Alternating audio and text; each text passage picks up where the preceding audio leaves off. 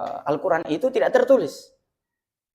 Karena Nabi itu orang yang tidak bisa menulis dan juga tidak bisa membaca. Nah ini jadi Nabi tidak menulis dan tidak membaca itu bukan suatu kekurangan. Tapi ini sebagai sebagai petunjuk atau sebagai membantah orang-orang kafir bahwasanya Al-Quran itu adalah buatan Nabi Muhammad SAW. Padahal Nabi tidak bisa menulis juga tidak bisa membaca. Bagaimana? Ya, misalnya kata Alhamdulillah ini tidak ada titik. Tidak ada tanda mau dibaca apa ini.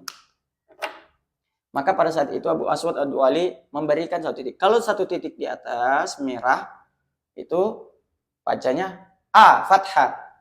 Kalau di sini di tandanya di samping, di depan, ini dhamma. Kalau dia di bawah itu kasroh. Jadi ini kalau tidak ada titik itu dia sukun. Jadi alhamdulillahi. Ya. Jadi sudah sebelum ada tanda baca Ustaz, berarti titik duluan. Iya, tuh titik. Tapi titik ini yang nantinya akan menjadi harokat fathah kasroh dhamma itu. Ya. Tapi ini titik yang bukan titik untuk huruf. Nanti ya berikutnya, ya nanti di zaman berikutnya yaitu pada nukot ijam. Ya, nukot ijam ini hingga muncul namanya dobet. Dobet itu tanda-tanda. Ya. Bismillah, assalamualaikum warahmatullahi wabarakatuh. Waalaikumsalam. Alhamdulillahi hamdan katsiran tayyiban mubarakan fih. Salawatu wassalamu ala nabiyyina Muhammad wa ala alihi wa ashabihi wa man tabi'ahum bi ihsanin ila yaumiddin. Amma ba'du. Pemirsa Hadat TV Gorontalo, dimanapun Anda berada, marilah kita memuji dan bersyukur kepada Allah Subhanahu wa taala, zat yang telah memberikan kita banyak sekali nikmat iman dan nikmat Islam, dan banyak sekali nikmat Allah Subhanahu wa taala yang diberikan kepada kita sehingga kita tidak mampu untuk menyebutkan nikmat-nikmat tersebut. Allah Subhanahu wa taala berfirman, "Wa in ta'uddu ni'matallahi la tuhsuha." Jika kalian menghitung-hitung nikmatku, maka kalian tidak akan mampu menghitungnya. Di antara nikmat yang banyak tersebut, tentunya nikmat besar itu adalah nikmat iman. Alhamdulillah kita dipertemukan Allah Subhanahu wa taala di sore hari ini menjelang buka puasa di Ramadan yang ke-17. Alhamdulillah Allah Subhanahu wa taala memberikan kita taufik dan kekuatan sehingga kita masih dipertemukan di hari ke-17 Ramadan. Insyaallah kita diberi kekuatan sampai menutup Ramadan ini hingga 30 Ramadan insyaallah. Kita berselawat kepada Nabi kita, suri tauladan kita, baginda Nabi Muhammad sallallahu alaihi wasallam. Baik, di sini program dari Wahda Islamiyah Provinsi Gorontalo setiap Sabtu Ahad ada kajian sore yang dimana tahun kemarin kita dengan program iftar ada tanya jawab juga. Di sini juga kami sama programnya kajian sore seperti iftar kemarin. Dalam hal ini sore hari ini kita akan membahas tentang Al-Quran dengan beberapa materi kemarin seperti tentang kesehatan sudah ada pemateri dokter, dan di sini pemateri Ustadz bagian Al-Quran. Kami sapa dulu Ustadz Agung Naufal Abu Bakar ST Hafizallahu Ta'ala. Bagaimana kabarnya Ustadz? Alhamdulillah. Ya, banyak sekali pemateri yang berhak untuk duduk di sini, namun Asatidjah sendiri yang mempercayakan kepada Ustadz Agung karena seseorang berbicara lebih bagus itu sesuai basic. Dan di sini Ustadz Agung termasuk imam kita juga yang sering kita dengar di Imam Subuh di Islamic Center maupun Maghrib dengan bacaan-bacaan tajwidnya yang Masya Allah dan sekaligus guru tahsin, dan beliau juga pengelola TPQ di Wahda Islamiyah Provinsi Gorontalo. Baik, untuk mempersingkat waktu, kita akan membahas tentang yang disampaikan pemateri kita tadi, yakni Rosmun Utsmani, sejarah Al-Quran dari zaman Nabi hingga ke zaman kita sekarang. Untuk itu, pada Ustadz, wa yatafaddal mashkura wa ma'jura. Ya, bismillahirrahmanirrahim. Assalamualaikum warahmatullahi wabarakatuh. Waalaikumsalam warahmatullahi wabarakatuh. Alhamdulillahi mushollian ala Muhammadin wa ahli wa man talah. Alhamdulillahi wa sallallahu ala nabiyyina Muhammad wa alihi wa sahbihi wa man tabi'ahum bi ihsan ila yaumiddin, amma ba'd. para pemirsa Wahda TV yang dirahmati Allah Subhanahu wa taala, ya. Pada Ustadz Eko sebagai moderator hari ini, ya Masya Allah tadi disebutkan ada beberapa hal yang tidak persis ya, seperti bacaan tajwidnya ya, kami masih jauh dari kesempurnaan, dan memang seperti itu. Al-Qur'an itu ya, kata para ulama, yang sempurna bacaan Al-Qur'annya itu hanyalah nabi dan orang yang disetujui oleh nabi, ya. Adapun kita ini itu masih jauh dari kesempurnaan, sehingga menuntut ilmu Al-Qur'an ya tidak boleh beranggapan bahwa bacaan kita sudah sempurna, ya, karena belajar Al-Qur'an akan terus menerus dipelajari. Para pemirsa yang dirahmati Allah Subhanahu wa taala, ya sebelum kita masuk dalam pembahasan ini Rosmun Utsmani, ya, ini yang kami pahami dari guru kami. Sebelumnya kami menyampaikan bahwasanya Al-Qur'an itu ya memang sangat indah untuk dipelajari, ya. Bahkan ada sebuah ungkapan yang mengatakan bahwa mempelajari Al-Qur'an itu seperti menggali tambang emas, ya. Jadi kalau kita sudah dapat satu emas kecil saja, maka kita akan gali terus-menerus untuk mendapatkan emas yang berikutnya, ya. Kecuali orang yang tidak mau emas atau cuma mau tanahnya saja. Ya, begitu juga dengan tajwid, dengan Al-Qur'an. Kalau dia sudah dapat satu ilmu Al-Qur'an, maka dia akan menyukai itu, ya, dia akan terus-menerus. Ya, kecuali orang yang memang tidak mau mempelajari Al-Qur'an atau tidak tertarik dengan Al-Qur'an, ya. Dan semoga kita semua bisa mempelajari Al-Qur'an dengan baik dan benar. Dan dalam surah Az-Zumar itu Allah Subhanahu wa taala berfirman beberapa kali, ya, walaqad yassarnal Qur'ana lidzikri fahal mim mudzakir. Ya, aku telah mudahkan Al-Qur'an ini, maka siapa yang ingin mempelajarinya. Nah, di sini Allah mengatakan bukan maka siapa orang pintar yang ingin mempelajarinya, maka siapa orang kaya yang ingin mempelajarinya. Bukan itu. Tapi siapa yang mempelajarinya. Nah, ini di sini menyebutkan bahwasanya Al-Qur'an itu mudah dan bisa dipelajari oleh semua orang, ya. Tidak melulu saya orang sibuk tidak bisa belajar Quran, saya orang yang bisa belajar Quran itu hanya orang-orang yang biasa di masjid. Tidak seperti itu. Baik, pemirsa Wahda TV sekalian rahmati Allah Subhanahu wa taala. Hari ini kita membahas secara singkat tentang Rosmun Utsmani, atau sejarah penulisan ya Al-Qur'an. Ya, dari Al-Qur'an itu diturunkannya. Jadi kita sudah sepatutnya mempelajari bagaimana Al-Qur'an itu ya dari awal, dari masa Nabi Shallallahu alaihi wasallam itu hingga sampai kepada kita sekarang. Karena dari sini kita akan mengetahui bahwasanya yang kita baca setiap hari ini Al-Qur'an yang kita baca setiap hari, ternyata ada beberapa hal yang tidak ada di zaman Nabi. Dan kita akan menganggap ini sesuatu yang tidak boleh karena tidak di zaman Nabi, ya.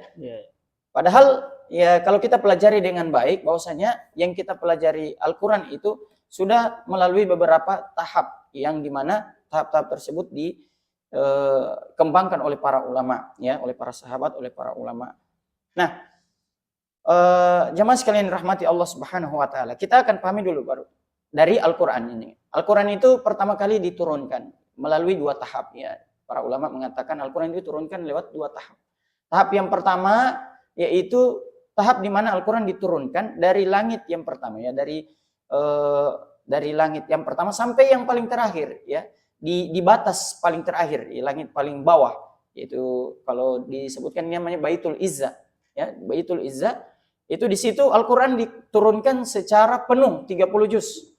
Dari juz pertama, ya, sampai 30 juz itu diturunkan langsung di situ. Ya. Kemudian ya Al-Qur'an itu disimpan di situ, ya, ditahan dulu di situ, ya, seperti yang di surah Al-Qadar, ya, inna anzalnahu fi lailatul qadar. Kemudian di syahrul ramadhan unzila fihil Qur'an. Itu menunjukkan bahwa Al-Qur'an itu sudah diturunkan secara penuh, ya. Tapi belum diturunkan langsung kepada Nabi Muhammad SAW.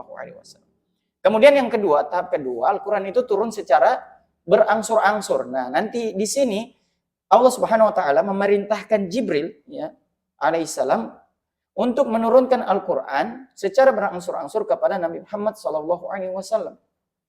Jadi diturunkan perlahan-lahan. Nah, ini dalam surah Al-Isra, ya, dalam surah Al-Isra Allah Subhanahu wa taala berfirman, ya, dan kami dan Al-Quran itu kami turunkan berangsur-angsur agar engkau ya Muhammad membacakannya kepada manusia perlahan-lahan dan kami menurunkannya secara bertahap. Ya, ini dalam surah Al-Isra ayat 106. Ya. Kemudian Al-Quran itu diturunkan bertahap. Tetapi ada banyak para kaum Quraisy atau orang-orang kafir saat itu bertanya, kenapa Al-Quran tidak diturunkan saja langsung, tapi diturunkannya bertahap.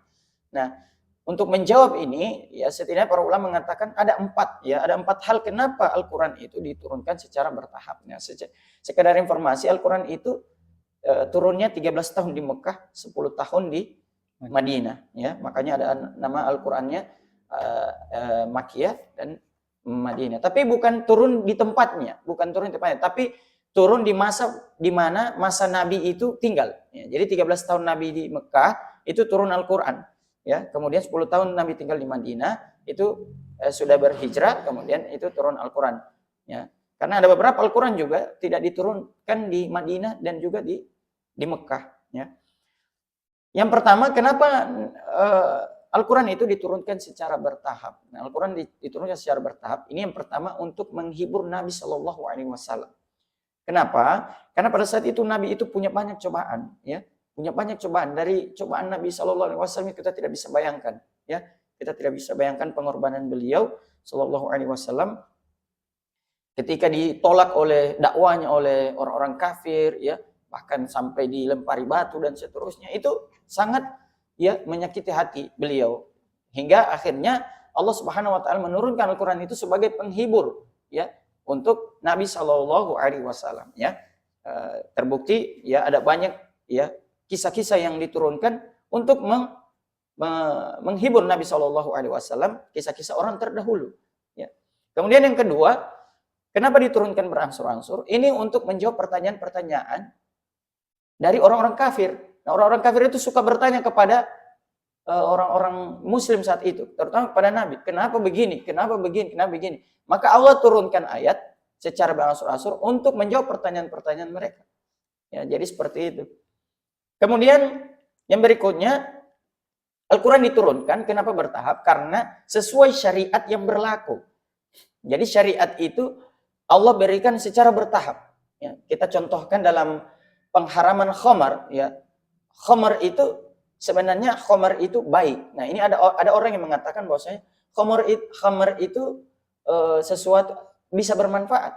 Ya, sesuai dengan ya, yang difirmankan oleh Allah dalam surah Al-Baqarah ya ayat 209 ya dan sesungguhnya Al-Quran itu punya manfaat kemudian dan bahaya khamar juga ada di situ. Tetapi ini tidak dijelaskan secara rinci bahwasanya Al-Quran itu bahwasanya khamar itu dijelaskan dalam Al-Quran secara bertahap. Yang pertama, Al-Quran itu dalam surah An-Nahl ayat 67 menjelaskan bahwasanya anggur atau khamar itu bisa jadi rizki dan juga bisa jadi mabuk. Jadi anggur itu atau khamar bisa jadi sumber rizki, bisa juga jadi hal yang memabukkan.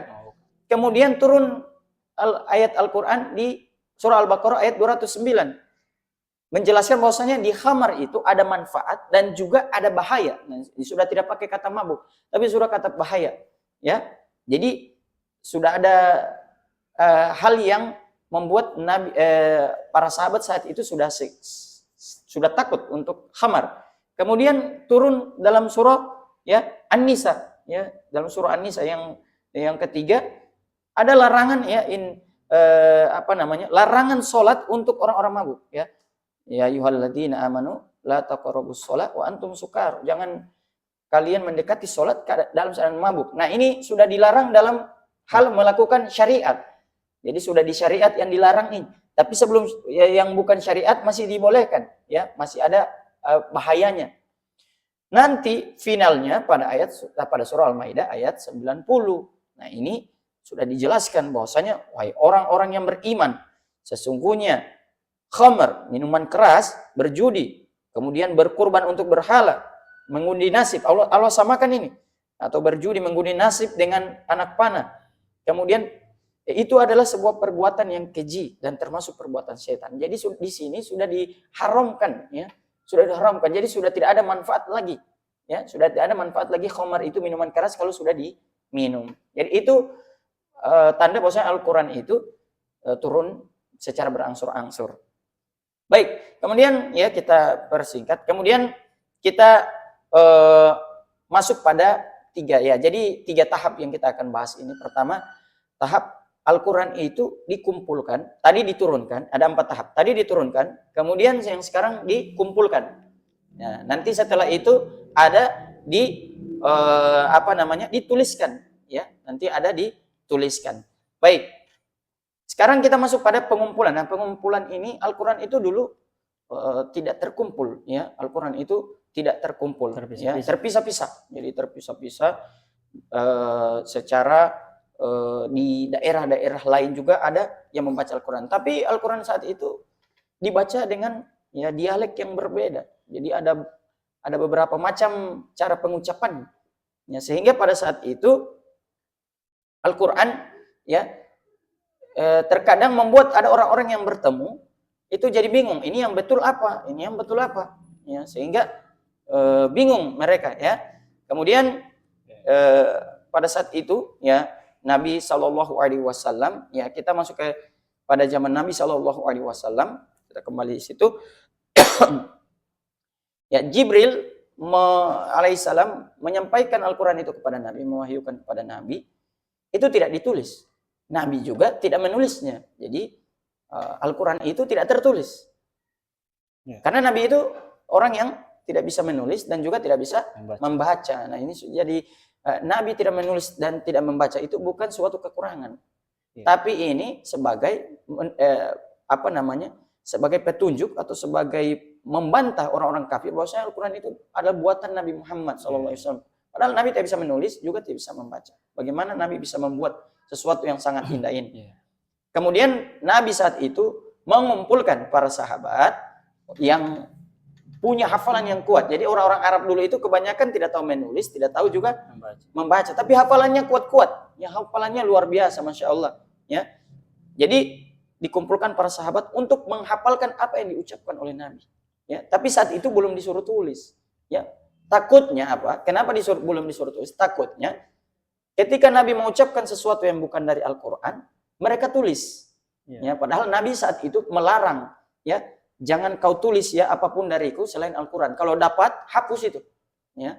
Jadi saat itu belum disuruh tulis. Nanti Nabi akan perintahkan orang untuk menulis Al-Quran. Ya. Namun ketika diperintahkan untuk menulis Al-Quran, beberapa sahabat seperti Abdullah bin Mas'ud, ya, Mu'adz bin Jabal, Zaid bin Thabit, Ubay bin Ka'ab, ya, Salim bin Maqil, Abu Darda, dan juga Abu Zaid, ya, itu menulis Al-Qurannya. Dan mereka punya catatan tersendiri tentang Al-Quran itu. Ya, mereka menulis di batu, di kurma, pelepah kurma, ya, di kulit, ya, kulit hewan, ada di kayu, ada bahkan di tanah yang keras atau tanah liat. Ya. Baik, itu di zaman Nabi SAW. Kemudian saat itu Al-Quran masih tertulis, tapi belum terkumpulkan. Kemudian di masa Khalifah dari Abu Bakar, radhiyallahu ta'ala an, pada saat itu terjadi perang, ya, perang besar, ya, perang di mana para sahabat berperang melawan Musailamah Al-Kadzab. Beliau ini adalah, bukan beliau ya, orang ini adalah orang yang mengaku Nabi saat itu. Ya, makanya digelari pembohong. Yeah. Dia ini adalah yang mengaku Nabi. Sehingga pada saat itu mereka memerangi, ya, para sahabat memerangi beliau. Nah pada perang Yamama ya, pada saat itu sekitar 70-an lebih. Ya, para penghafal Quran yang pada saat itu meninggal syahid, ya, syahid. Kemudian setelah perang dimenangkan oleh kaum muslimin, Umar bin Khattab itu terasa khawatir atau merasa merasa gundah ya ketika melihat para penghafal Quran ini meninggal syahid. Sehingga jangan sampai Al-Quran ini tidak ada yang tersisa. Ya, tinggal beberapa orang saja yang menghafal Quran. Akhirnya Umar bin Khattab menyarankan kepada Abu Bakar As-Siddiq saat itu sebagai khalifah untuk mengumpulkan Al-Quran. Jadi Al-Quran yang dituliskan oleh sahabat-sahabat ini dikumpulkan, termasuk hafalan. Ya. Pada saat itu yang ditunjuk sebagai ketua panitianya adalah Zaid bin Thabit. Ya, Zaid bin Thabit itu juga tidak mau pertama. Jadi Abu Bakar itu pertama dimintakan oleh Umar seperti itu, Abu Bakar menolak. Saya tidak mau melakukan sesuatu yang Nabi tidak perintahkan atau lakukan. Tapi Abu Bakar kemudian luluh. Kemudian diperintahkan juga kepada Zaid bin Thabit. Zaid juga mengatakan yang sama, saya tidak mau melakukannya. Ya. Sampai Zaid bin Thabit juga luluh. Kemudian para sahabat lainnya juga bekerja sama untuk mengumpulkan Al-Quran ini. Nah, mengumpulkan Al-Quran ini terbagi syarat. Ya, jadi syaratnya pertama harus tertulis, kemudian harus dihafal. Dan dua hal ini harus dilakukan oleh dua saksi. Ya, jadi misalnya Eko membawa satu ayat di mana yang dia tulis dan juga dihafal. Dan saya juga membawa satu ayat yang sama dengan Eko punya, itu yang saya tulis dan saya hafal. Maka ini maka hal ini yang akan masuk ke dalam standar dari ayat yang harus ditulis. Ya. Kalau cuma satu itu tidak boleh. Kalau cuma satu, misalnya dua orang ini penghafal Quran tapi tidak ditulis, tidak boleh. Atau dua-dua menulis tapi tidak dihafal, tidak boleh juga. Atau Eko menulis dan menghafal tapi cuma satu orang yang tahu, itu tidak boleh. Nah, hingga pada saat terakhir pengumpulan Al-Quran, itu ada ayat yang Zaid bin Thabit tahu, atau Umar bin Khattab juga tahu, bahwasanya Al-Quran ini ada ayat yang hilang. Ya, kemudian datang Khudaimah, Al-Ansari, ya. Pada saat itu beliau datang dengan ayat terakhir yang dituliskan di Al-Quran. Nah, yaitu surah At-Taubah, ayat terakhir, surah At-Taubah. Tetapi cuma satu orang. Nah, ini satu orang. Hanya saja, siapa Khudaimah Al-Ansari ini? Khudaimah Al-Ansari ini adalah orang sahabat yang memiliki keistimewaan dalam hal kesaksian.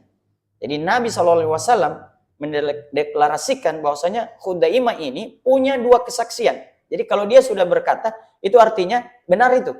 Ya, sudah benar. Dan kisahnya kita bisa lihat di buku-buku sejarah. Kemudian Al-Quran ini disimpan ya, di zaman Abu Bakar setelah dikumpulkan semuanya, kemudian disimpan, kemudian pada zaman Khalifah Umar bin Khattab juga disimpan lagi, kemudian disimpan lagi kepada Hafsah, ya, Hafsah ibnu Umar, jadi anaknya Umar bin Khattab. Nah, kemudian kita masuk ke Utsman bin Affan. Nah, ini pada tahun 25 Hijriah, ya. Ini terjadi satu hal yang membuat orang-orang itu kacau, ya, karena terdapat 7 bahasa Al-Quran. Ya, karena Nabi tidak hanya di Mekah atau di Madinah mendapatkan Al-Quran itu, tapi di tempat lain juga, ya. Nah, kemudian menjawab hal ini karena sudah terjadi pertengkaran, ya, maka pada saat itu Utsman bin Affan mengutus 4 orang, ya, untuk mengambil Al-Quran, meminjam Al-Quran dari yang tadi disimpan di tempatnya Hafsah, kemudian ditulis kembali itu Al-Qurannya itu. Mereka menulis kembali. Nah, setelah ditulis kembali, Al-Quran ini, ya, Al-Quran tadi ini dikirimkan ke tempat-tempat yang terjadi perbedaan itu. Ya, misalnya dikirim ke Mekah, ke Syam, ya, kemudian dikirim ke Basra dan Kufah, itu di Irak, ya, Irak. Kemudian di Yaman, kemudian dikirim juga ke Madinah, di Mesir juga dikirimkan. Nah, kemudian Al-Quran yang lama, ya, Al-Quran yang lama dibakar. Nah, ini terjadi pembakaran di Al-Quran. Ya, kalau di zaman sekarang kalau terjadi pembakaran, ya, itu sangat heboh. Kalau dulu, ya, terjadi pembakaran itu karena diperlukan. Karena pada saat itu Utsman bin Affan ingin menyatukan, ya, kaum muslimin di satu mushaf, yaitu cetakan, ya, Utsmani, ya, di era Utsmani. Kemudian dia pakai bahasa Quraisy. Ya, jadi ini yang kita sering pakai sekarang itu, ya. Baik, kemudian itu di masa di masa Utsmani, ya, masa Utsmani. Kemudian muncul, ya, permasalahan lagi. Nah, ini kita sudah masuk ke dalam zaman-zaman di mana terjadi atau muncul sebuah permasalahan di mana banyak orang-orang yang tidak bisa membaca Al-Quran. Ya, banyak orang Islam saat itu karena sangat sulit membaca Al-Quran kecuali orang Arab. Ya. Jadi orang Arab saat itu bisa mengerti Al-Quran. Hanya saja banyak orang-orang Eropa, orang-orang Asia, itu orang Afrika itu tidak bisa membaca Al-Quran. Karena apa? Karena Al-Quran pada saat itu tertulis tanpa adanya tanda baca, ya. Seperti saya contohkan, ya. Saya contohkan misalnya ini, ya.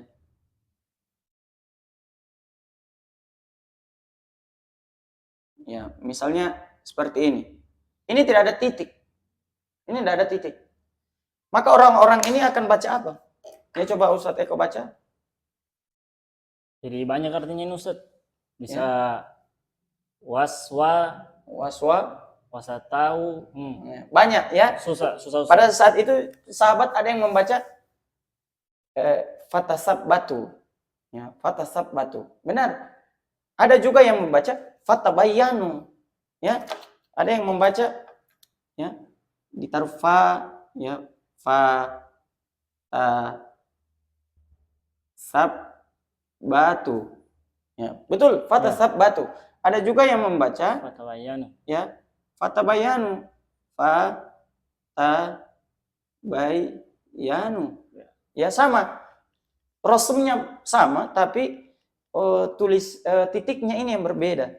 Ya, sehingga pada saat itu muncul ya seorang ulama yang bernama Abu Aswad Ad-Du'ali rahimahullah taala. Nah, beliau ini ya zaman tabi'in, beliau ini adalah orang yang pertama kali memberikan tanda ya untuk membedakan ya ucapan ya. Jadi belum sampai di titik, belum membedakan huruf. Jadi yang pertama itu namanya nukot ijam ya, nukot ijam ya. Jadi untuk membedakan tanda baca a, i atau u ya. Jadi a, i atau u. Belum ada titik. Jadi huruf ini dengan huruf ini itu masih sama tulisannya. Fa dengan ko masih sama. Yang dibedakan hanya titiknya, yang ini fa atau fi. Nah, itu yang dimunculkan oleh Abu Aswad Ad-Du'ali ini, ya. Dalam surah ya, misalnya contoh ya. Kenapa saat itu Abu Aswad Ad-Du'ali menulis itu? Karena dulu banyak sekali orang yang bingung membacanya. Seperti contoh, innallaha bari'um minal musyrikina wa rasuluh. Nah, di terakhir itu ada kata ya, di terakhir ada kata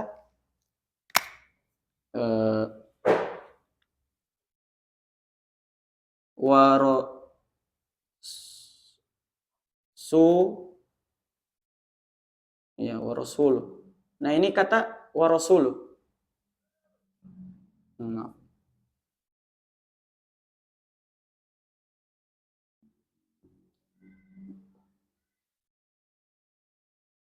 Nah, warasuluhu. Nah, ini kata warasuluhu, tapi dulu tidak ada tanda ya, tidak ada tanda. Cuma begini. Ya, warasuluhu.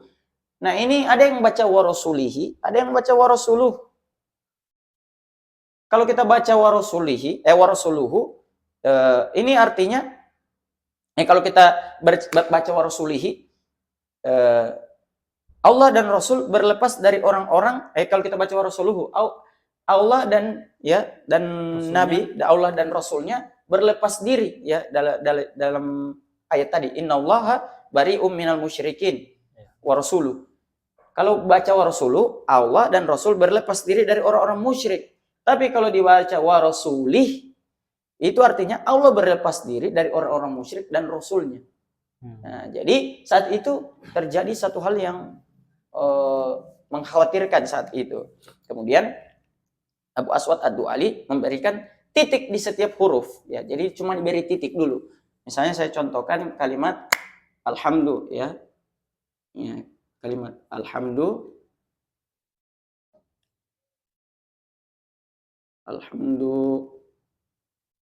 ya lillah. Ya, misalnya kata alhamdulillah ini tidak ada titik. Tidak ada tanda mau dibaca apa ini. Maka pada saat itu Abu Aswad Ad-Du'ali memberikan satu titik. Kalau satu titik di atas merah itu bacanya A, fathah. Kalau di sini di tandanya di samping, di depan, ini dhamma. Kalau dia di bawah itu kasroh. Jadi ini kalau tidak ada titik itu dia sukun. Jadi alhamdulillahi. Ya. Jadi sudah sebelum ada tanda baca Ustaz, berarti titik duluan. Iya, tuh titik. Tapi titik ini yang nantinya akan menjadi harokat, fathah, kasroh, dhamma itu. Ya. Masya Allah. Tapi ini titik yang bukan titik untuk huruf. Nanti ya berikutnya, ya nanti di zaman berikutnya yaitu pada nukot ijam. Ya, nukot ijam ini hingga muncul namanya dobat. Dobat itu tanda-tanda. Ya, bukan dobat ya, titik-titik yang ada untuk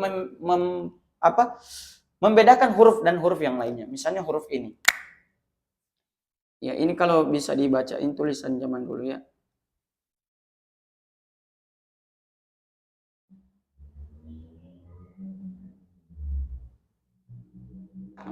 Saya tulis iseng saja. Nah, ini kalau bisa dibaca, ini huruf apa?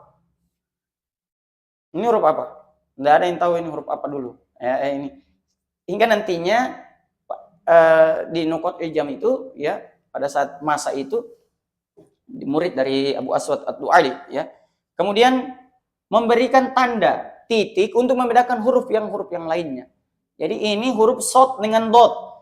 Karena sod dengan dot sudah sama, maka ditaruh titik satu. Jadi ini sod, ini dot. Ini to dengan zo. Karena sudah sama, juga ditaruh titik. Nah, tumbuh permasalahan. Sama ini semuanya. Ini sudah sama dengan ini sama dengan ini. So sama dengan to, bo sama dengan zo. Maka para ulama, pada saat itu, mereka membedakan tulisannya dengan menaruh tanda seperti itu. Ya, jadi sudah dikasih panjang. Jadi ini to, zo, ini so dengan do. Ya, jadi seperti itu. Kalau za, tulisannya seperti itu. Da dengan za. Ya, cara membedakannya seperti itu. Kalau za ada titik satu gitu. Itu sama. Kalau terlebih begitu, itu sod dengan do.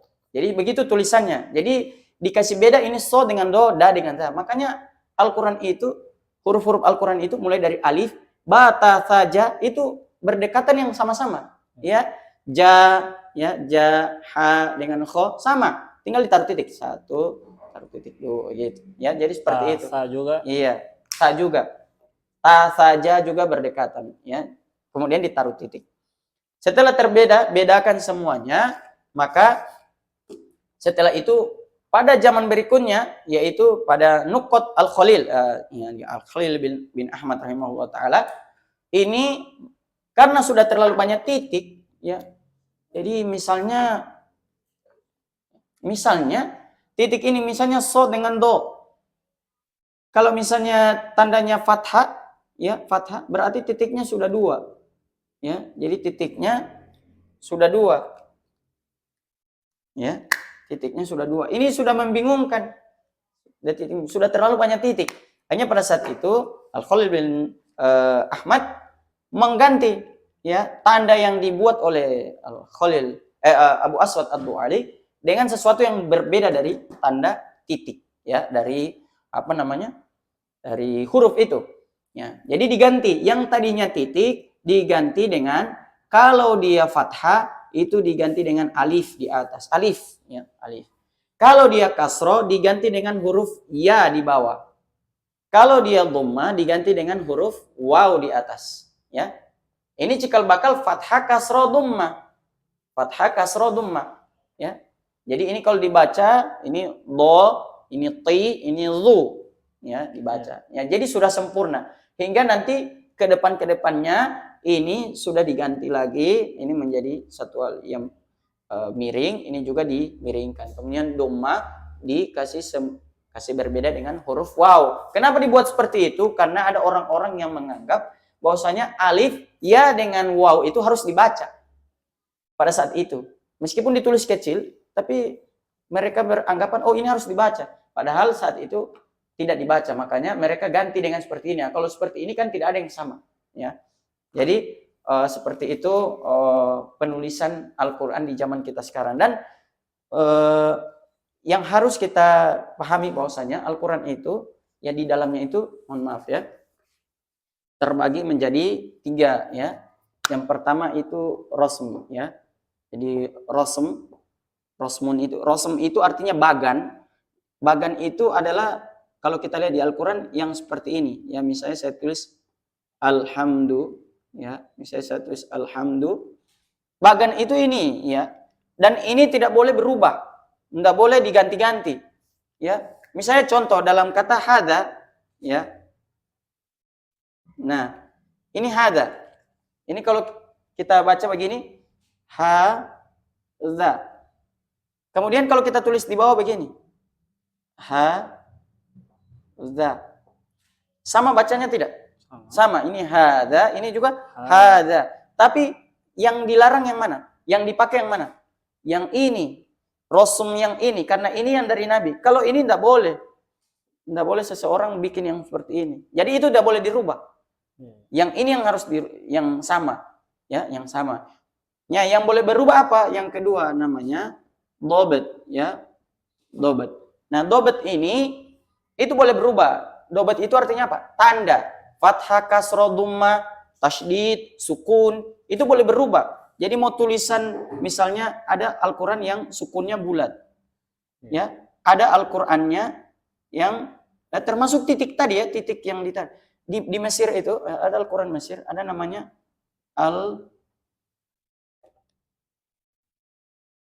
ya. Ini tulisannya Al-Fur'an. Al-Fur'an. Tapi bahasa mereka Al-Qur'an. Di sana kalau fa itu ya, fa itu kalau ko itu titik satu di atas, kalau fa itu titik satu di bawah. Ya. Jadi jangan bilang ini, Al-Qur'an sesat ini bukan Al-Qur'an tapi Al-Fur'an. Tidak, itu tulisan di sana itu. Jadi boleh berbeda. Yang tidak boleh berbeda ininya, rasmnya ini. Ya, sama. Ya, sama di sana dengan di sini. Kemudian yang ketiga ada namanya qad. Qad itu ya jenis tulisannya. Qad itu jenis tulisannya. Jadi kalau saya mau pakai tulisan begini, itu tidak masalah. Tidak masalah tulisannya, ya. Jangan sampai tulisan yang perlu diketahui, jangan sampai merusak rasm yang ada, ya. Cuma ada beberapa perbedaan ulama yang pada huruf alif. Nah, alif itu mau dipakai hamzah atau alif. Nah, itu yang berbeda. Misalnya fabi ayyi ala'i rabbikuma tukadziban. Nah, ada Al-Qur'an yang menulis dzibannya alif, dziban. Ada Al-Qur'annya yang dzibannya tulisannya begini. Dziban. Ya. Tulisannya begini, ini mau pakai alif atau mau pakai hamzah, mau dipakai tanda saja. Ya, ada Al-Qur'an seperti ini. Ini yang terjadi perbedaan ulama, ya. Jadi seperti itu. Nah, nanti insya Allah di dalamnya ada banyak sekali yang kita harus pahami, termasuk penulisan hamzah, alif maksurah dan seterusnya itu perlu dibahas juga, tetapi karena masalah waktu dan ini insya Allah ya bermanfaat, ya. Demikian ya. Ya, baik, Masya Allah. Syukran Ustaz Agung, jazakallah khair ya. Ustaz telah membawakan kita ya pelajaran yang Masya Allah sangat menarik yang kita tidak bisa lihat di Wahda TV materi seperti ini ya. Mungkin kajian-kajian umum, tapi Masya Allah kajian seperti ini atau pembelajaran Al-Quran membawa kita mengingat lagi zaman Nabi, zaman Utsman bin Affan. Ustaz Agung mengantar kita untuk mengingat kembali sejarah di mana Al-Quran diturunkan secara langsung, ada yang berangsur-angsur dan ada yang dikumpulkan. Namun banyak sekali lagi dan beberapa tadi tulisannya Masya Allah ditulis Al-Quran itu sebelum memasuki tanda-tanda baca, alif, fathah, kasroh itu ternyata ada titik dan bahkan sebelum titik pun itu tidak ada tanda baca. Masya Allah, sejarah yang Masya Allah kita walaupun kita sudah dimudahkan, minimal tidak kita bisa mempelajari sedikit sejarah diturunkannya Al-Quran dan sampai kepada kita sekarang.